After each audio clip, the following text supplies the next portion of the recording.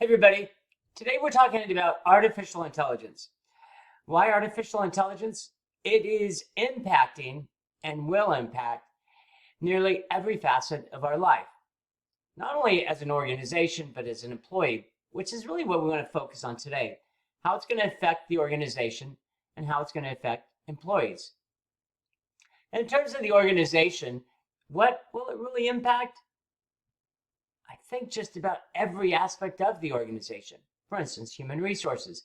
It's going to impact who we hire, how we hire them.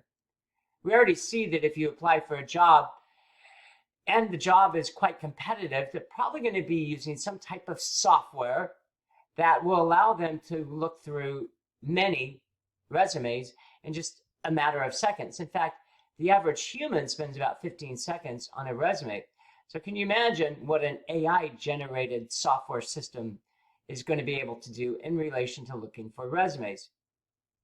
So we ask AI to look at certain types of words and phrases within a resume, match them to what we're hoping to hire in terms of an announcement, our job description. From there, we're able to identify those that we maybe should look a bit more closely. That is human resources.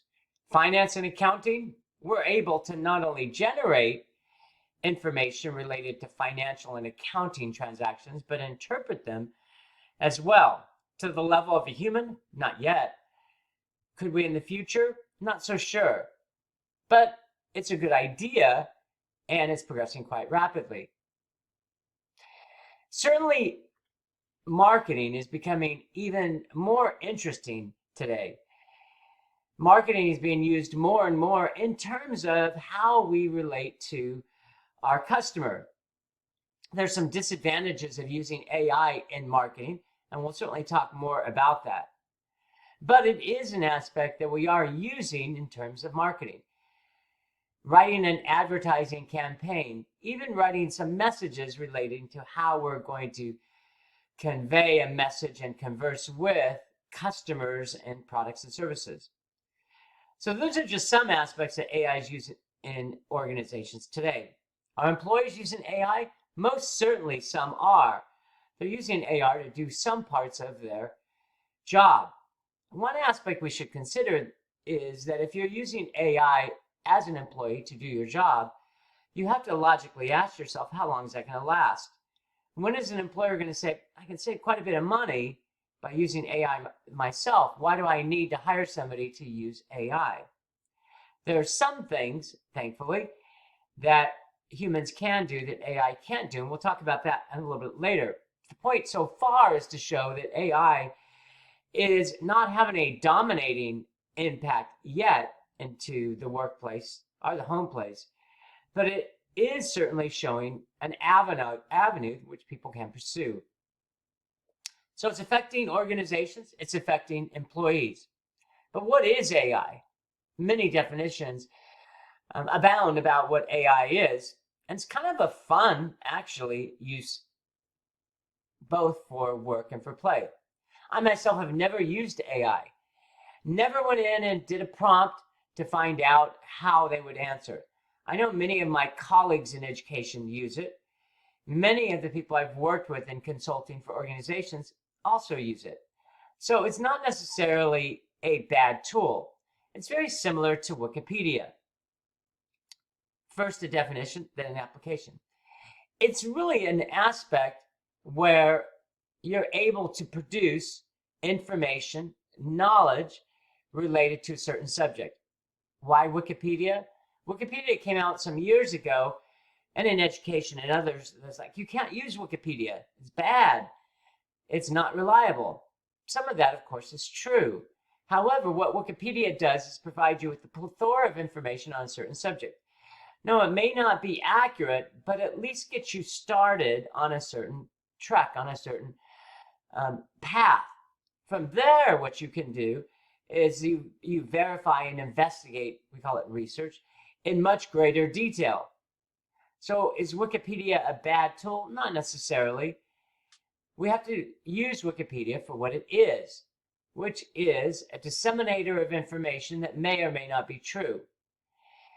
It is more accurate than not accurate, but it depends on people inputting and evaluating information that is then included on a particular site on a particular subject. So Wikipedia is good, just like AI can be good. What I've heard is you can certainly use some kind of prompt and you can get a tremendous amount of information in return. That's positive. And so it is a repository of information that you can utilize to assess and to relay information on a certain subject. Again, positive aspects. Some are worried that AI is going to replace humans. We'll talk about that in a second. But having a good solid definition of AI is important as we then try to interpret what AI is. So it's a repository of information that can then relay that information in many different forms and manners. It's difficult to get the exact same paragraph from AI because it's so bright, so intelligent even. Intelligence is a word that we use quite a bit with AI. And it does present information so intelligently that if you ask the same prompt, you're often going to get two different responses. So let's talk about the very first problem that we have, whether in an organization or as an employee, that people have with AI. It's plagiarism. It absolutely is. The word plagiarism means kidnap. So it is not your work. It is not your words. It is information that you obtained from another source, not from your own. So if you're charged with writing or authoring a paragraph, writing a book, or completing an assignment for school and you use AI, you are cheating. There's really no ifs, ands, or buts around it. So does it mean that if you cite the source, that it's not plagiarism because you're citing the source of where you got the information? That's certainly more positive than using AI without giving credit to where you obtain the information. It is, again, kidnapping or stealing. It is presenting work that is not your own as your own. In school, that would be quite problematic. In the workplace, it could be problematic, especially if you're passing off the information as your own. You did not write it on your own. And if you obtained information through some type of search, then you do need to cite that. So plagiarism is probably the central negative aspect related to AI. There are, in fact, others, but that's the most important. And as I've often said, if you rely on AI to complete some type of work that you're tasked with completing, and then you pass that information as your own work, it really, in some ways, I say, cuts out the middle person. So yourself, you, are less valuable if you rely on some other source to then copy and paste the information and then present as your own. Eventually, an employer, a supervisor, will say, I don't need you to type in those prompts. I'll obtain it myself. So plagiarism remains the central issue associated with AI. The second is accuracy, and I'll limit it to two. The second is accuracy. You're not sure if the information is accurate that you obtained through plagiarism, through the plagiarism process, because you're taking information from someone else. You're taking information that has already been produced in a way and is housed online. Who knows if that statement is accurate? More importantly, it may be an accurate statement, but the repercussions of that statement may be negative, meaning it may be a theory or a study that's accurate, and it may be published, therefore it's available online, but the repercussions, the consequences of that event are one that should be avoided. So it's a true event, but it should not be promoted as an action that one should take. So you could have a study that is published online, but if you promote it through the use of AI in certain forums that you're charged with completing, it may not be the study or the action that you want to promote. The consequences may be dire. So just because, as we often say, it's published online or included online, doesn't mean that A, it's accurate, or B, that it should be followed. To its natural conclusions, you should determine whether a study or a theory is valid, reliable, and timely. Then from there, you should promote it as this is an action that you should take in certain circumstances. And that's one of the issues with AI as well. Something that you may promote in one instance may not be promoted in another. So those are the two principal aspects related to AI, the negative aspects: plagiarism and accuracy. And there's another aspect outside of those two that we want to talk about that relates to AI in relation to specifically organizations. There are some, like in marketing, that feel it may be a valuable tool to utilize in terms of completing a task, promoting some type of contract, or as a consultant, using that information to relay your point of view in a more articulate manner. I have seen some of the paragraphs that have been created by AI, and they are impressive. Not your own, but they're impressive. Should those be utilized? Well, besides plagiarism and accuracy, there is an aspect that isn't talked about much in relation to AI, but is fundamentally the difference between AI and humans. And that is the ability to use emotions, experiences, and imagination. Emotions, experiences, and imagination. Those are fundamental to getting across a point of view, an argument. In fact, so much of our lives today is built on emotions. When you think of Fox News or CNN, and those are just two, they use a lot of banner heads and they use short descriptive phrases to get across to the audience that this is important. You must pay attention to this. They rely on your emotions to get the viewer to click into the website. AI doesn't do that as much because it can't dictate or detail human emotions. That remains the central aspect that is advantageous over being a human than it is artificial intelligence. We would also call it the creativity and ingenuity of a human that at present can't be articulated within AI.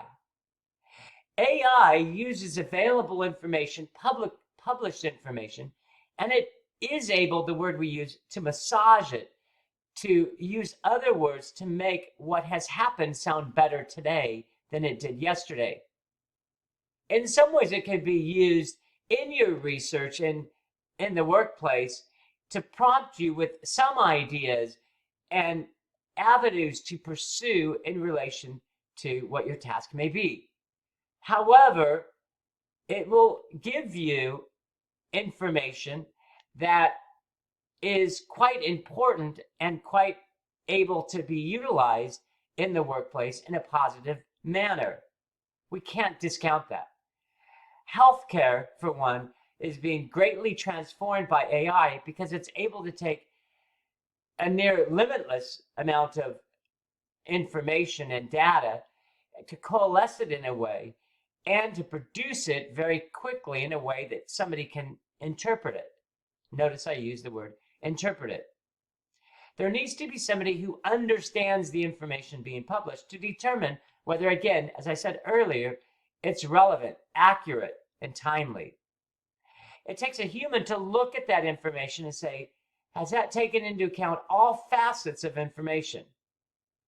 Has it taken into the emotional aspect of it? Has it taken into account experiences of a person? Most importantly, has it had a sense of imagination to it? Yes, it looks at information that has been published, but has it created information that hasn't? Has it created a book of totally new and novel ideas that hasn't? To this point, the answer is no. It hasn't come up with these seminal ideas that are going to transform an organization and a society. It allows me to talk a bit about marketing just for one aspect. And that is because marketing relies not exclusively, but it relies to a great measure on a customer's emotion and experiences. It hopes to tap that aspect of a human that prompts them to buy that product or use that service. In fact, when you look at just about any marketing campaign, it really pulls to the heart. A good example is those who want to get a rescue dog. And it doesn't look at the analytical aspects of why you should get a rescue dog. Instead, it looks at the emotional appeal, the gut-wrenching, the heart-wrenching aspects of why a person should use and access an animal shelter to get a dog. Human emotion. Still not an aspect within AI. AI, for all intents and purposes, is a computer. It's a program. It's not built to think in terms of the emotional appeal. An easy way to look at it is robots don't cry. They work, and they work efficiently, but that aspect that in some ways dominates our lives today is missing from AI and robots. We've become, as a people, much more emotional. One way I look at it is we're offended much more by what happens than ever before. Some years ago, there was a statement that says, "Sticks and stones may break my bones, but words will never harm me." I think that has been obliterated in the world in which we live today. In fact, something could be said on an Instagram feed that is by a person you or we have never met, but it could affect us in a way that we're offended, that it demoralizes us. And just one statement from someone in a part of the world we never may have heard of can so traumatize some people that an instant apology is needed from someone we've never met, from someone who has no impact on our lives other than the words that they may have ascribed to us or our situation. For that reason, the aspects of AI are not necessarily as applicable today in our world as some people may think. If you're ruled by emotions and experiences, AI is not one that is going to have a great hold on your life. However, if we do try to restrain our emotions and our experiences, then AI could have more of an impact because it's more data-driven. It's more process-oriented. So where does that leave us with AI? It leaves us with a tool that allows us to gather a tremendous amount of information and data that hasn't necessarily been transferred into knowledge. Knowledge is what we take from information and data, and then we make sense of it. And then we make it actionable, which is what knowledge is. To take information from AI, which is information and data, and not make sure that it's actionable knowledge is a disservice to ourselves and the organizations in which we work. But you can use it as a background to then create that types of knowledge. That's a positive aspect. Background. Like Wikipedia that we mentioned earlier, and like other studies and theories and facts and statistics that form the conclusions, the findings that we make in real life. But today, outside of all of that, it doesn't take into account emotions, experiences, imaginations, creativity, and ingenuity. That still remains the purview of humans.